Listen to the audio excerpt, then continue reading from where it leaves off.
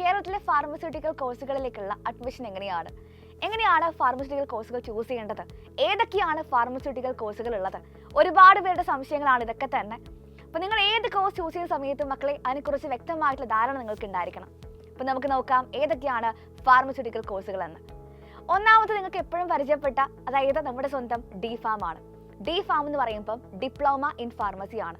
അതൊരു 2 വർഷത്തെ ഡിപ്ലോമ കോഴ്സാണ്. രണ്ടാമത് നിങ്ങൾ ഒരുപാട് തവണ കേട്ട പരിചയമുള്ള വേർഡ് ആയിരിക്കും BPharm. BPharm എന്ന് പറയുമ്പോൾ ബാച്ചിലർ ഓഫ് ഫാർമസി ആണ്.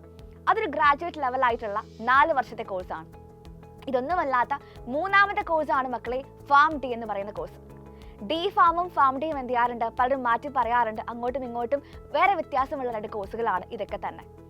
ഫാം ഡി എന്ന് പറയുന്ന സമയത്ത് ഡോക്ടർ ഓഫ് ഫാർമസി ആണ്. അതൊരു 6 വർഷത്തെ ഇൻ്റഗ്രേറ്റഡ് ആയിട്ടുള്ള പ്രോഗ്രാമാണ്. അപ്പോൾ നമ്മൾ ഏറ്റവും കൂടുതൽ ആഗ്രഹിക്കുന്നത് ഒരു ഫാർമസ്യൂട്ടിക്കൽ കോഴ്സുകളിലേക്ക് പ്രവേശനം തന്നെയായിരിക്കും. സോ മക്കൾ മനസ്സിലാക്കേണ്ട കാര്യം ഇത്രയാണ്, നിങ്ങൾക്ക് ഏറ്റവും മറ്റൊരു ബെറ്റർ ഓപ്ഷൻ തന്നെയാണ് ബാച്ചിലർ ഓഫ് ഫാർമസി എന്ന് പറയുന്ന BPharm കോഴ്സ്. എങ്ങനെ അഡ്മിഷൻ നേടും അല്ലേ? അപ്പോൾ നിങ്ങൾക്ക് എല്ലാവർക്കും അറിയുന്ന പോലെ തന്നെ നമ്മുടെ KEAM എക്സാം വഴിയാണ് നമ്മുടെ BPharmലേക്ക് അഡ്മിഷൻ ലഭിക്കുക. KEAM എന്ന് പറയുന്നത് കേരളത്തിലെ എഞ്ചിനീയറിംഗ് കോഴ്സുകളിലേക്കുള്ള മാത്രം പ്രവേശന പരീക്ഷയല്ല, ഫാർമസ്യൂട്ടിക്കൽ കോഴ്സുകളിലേക്കുള്ള പ്രവേശന പരീക്ഷ കൂടിയാണ്. അതുവഴി നിങ്ങൾക്ക് അഡ്മിഷൻ ലഭിക്കുന്നത് BPharm കോഴ്സുകളിലേക്കാണ്. BPharm കോഴ്സിനെ കുറിച്ച് പറയുവാണെങ്കിൽ ബാച്ചിലർ ഓഫ് ഫാർമസി നമ്മൾ കേട്ടതായിരിക്കും അല്ലേ?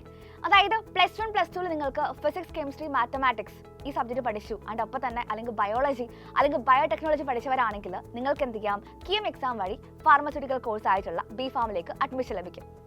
അതായത് നമ്മുടെ KEAM എക്സാമിലേക്ക് വരുന്ന സമയത്ത് നിങ്ങൾ ആരും എന്ത് ചെയ്യേണ്ട ആവശ്യമില്ല, മാത്തമാറ്റിക്സ് പേപ്പർ എഴുതേണ്ട ആവശ്യമില്ല. ഫിസിക്സും അതേപോലെ കെമിസ്ട്രി പേപ്പേഴ്സും മാത്രം എക്സാം എഴുതിയാൽ മതിയാവും. അപ്പോൾ ഏതൊരു കോഴ്സ് ചൂസ് ചെയ്യുന്ന സമയത്തും നിങ്ങൾ മനസ്സിലാക്കേണ്ട കാര്യം നിങ്ങളുടെ ഇൻട്രസ്റ്റ് ആണ് ഏറ്റവും ഇമ്പോർട്ടൻറ്റ്. അതായത് +2 നിങ്ങൾക്ക് കെമിസ്ട്രിക്ക് അത്രക്കും മാർക്കുള്ളവരാണെങ്കിൽ അല്ലെങ്കിൽ കെമിസ്ട്രി അത്രയും ഇഷ്ടമുള്ളവരാണെങ്കിൽ നിങ്ങൾക്ക് പറ്റിയ കോഴ്സ് തന്നെയാണ് മക്കളെ BPharm എന്ന് പറയുന്നത്.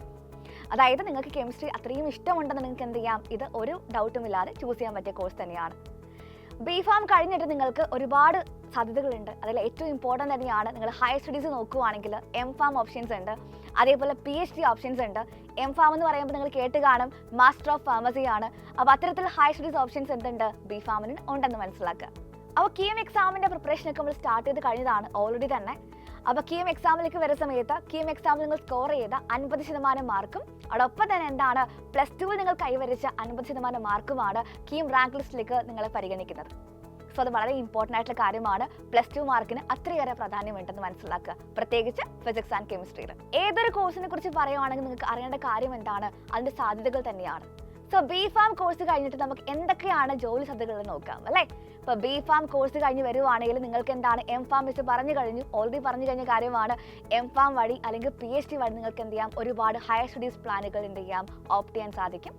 ഇതൊന്നും കൂടാതെ നമുക്ക് എന്ത് ചെയ്യാം, ജോലിയിലേക്ക് വരുവാണെങ്കിൽ ഇപ്പം നിങ്ങൾക്ക് അബ്രോഡിൽ ഒരുപാട് കരിയർ ആഗ്രഹിക്കുന്നവരാണെങ്കിൽ അബ്രോഡിൽ BPharm കഴിഞ്ഞ് ഒരുപാട് എന്തുണ്ട് ഓപ്പർച്യൂണിറ്റീസ് ഉണ്ടായിരിക്കും. ഇതൊന്നും അല്ലാതെ വരുവാണെങ്കിൽ നമുക്ക് ഫാർമസിസ്റ്റ് ആയിട്ട് വർക്ക് ചെയ്യാൻ പറ്റും. അതോടൊപ്പം തന്നെ ലൈസൻസോട് കൂടെ മെഡിക്കൽ ഷോപ്പ് സ്റ്റാർട്ട് ചെയ്യാൻ സാധിക്കും. പിന്നെ എന്താണ് മെഡിക്കൽ റെപ്രസെൻറ്റേറ്റീവ് ആയിട്ട് വർക്ക് ചെയ്യാൻ വേണ്ടി പറ്റും. അതേപോലെ ഡ്രഗ് ഇൻസ്പെക്ടർ ആയിട്ട് വർക്ക് ചെയ്യാൻ പറ്റും. ഇതിന് അപ്പുറമായിട്ട് ഒരുപാട് സാധ്യതകൾ നമുക്ക് വെയിറ്റിംഗ് ആണ്. അപ്പോൾ ഈ ഒരു കോഴ്സിനൊക്കെ തന്നെ മുന്നോടിയായിട്ടുള്ള ഏറ്റവും വലിയ കടമ്പ ഏതാണ്, നമ്മൾ അപ്പിയർ ചെയ്യാൻ വേണ്ടി പോകുന്ന KEAM എൻട്രൻസ് എക്സാം തന്നെയാണ്. അപ്പോൾ ഓൾറെഡി പ്രിപ്പറേഷൻ സ്റ്റാർട്ട് ചെയ്തത് കൊണ്ട് തന്നെ മക്കൾ എന്ത് ചെയ്യുക, നിങ്ങൾ ഫാർമസ്യൂട്ടിക്കൽ കോഴ്സുകളാണ് ആഗ്രഹിക്കുന്നതെങ്കിൽ ഫിസിക്സും കെമിസ്ട്രിയും എന്ത് ചെയ്യുക, കൂടുതൽ പ്രാധാന്യം കൊടുക്കുക തന്നെ എന്ത് ചെയ്യുക, പഠിക്കുക. സോ ഇതിനൊക്കെ മുന്നോടിയായിട്ടുള്ള ഏറ്റവും വലിയ കടമ്പ എന്ന് പറയുന്നത് അത് KEAM എക്സാം തന്നെയാണ്. അപ്പോൾ നമ്മൾ അപ്പിയർ ചെയ്യാൻ വേണ്ടി പോകുന്ന ഒരു വലിയ എൻട്രൻസ് എക്സാം തന്നെയാണ് KEAM എൻട്രൻസ് എക്സാം. അപ്പോൾ നിങ്ങൾ ചെയ്യേണ്ടത് ഒരു ഫാർമസ്യൂട്ടിക്കൽ കോഴ്സാണ് മക്കൾ ആഗ്രഹിക്കുന്നതെങ്കിൽ ഫിസിക്സും കെമിസ്ട്രിയും എന്ത് ചെയ്യുക, കൂടുതൽ പ്രാധാന്യത്തോടെ കൂടെ എന്ത് ചെയ്യുക, പഠിച്ചെടുക്കുക. ഓക്കെ, അപ്പോൾ എല്ലാവരും എന്ത് ചെയ്യുക, അടിപൊളിയായിട്ട് പഠിക്കുക, നല്ലോണം എന്ത് ചെയ്യുക, പഠിച്ച് മുന്നോട്ട് വരിക. അപ്പോൾ ഫിസിക്സും കെമിസ്ട്രിയും മറക്കരുത്. ഫാർമസ്യൂട്ടിക്കൽ കോഴ്സിന് ഇമ്പോർട്ടൻ്റ് ആയിട്ടുള്ള 2 സബ്ജക്റ്റ് തന്നെയാണ്. നല്ല രീതിയിൽ എന്ത് ചെയ്യുക, മാർക്ക് സ്കോർ ചെയ്യുക. അത് +2 നിങ്ങൾ എന്ത് ചെയ്യണം, ശ്രദ്ധിക്കേണ്ട കാര്യമാണ്. സോ കൂടുതൽ കാര്യങ്ങളുമായിട്ട് കൂടുതൽ ഇൻഫോർമേഷൻസുമായിട്ട് നമുക്ക് എന്ത് ചെയ്യാം, ഈ ചാനൽ വീണ്ടും കാണാം. സോ മക്കൾക്ക് അപ്ഡേഷൻസ് ലഭിക്കാനായിട്ട് നിങ്ങൾ ചാനൽ സബ്സ്ക്രൈബ് ചെയ്യുക. And stay tune. Thank you.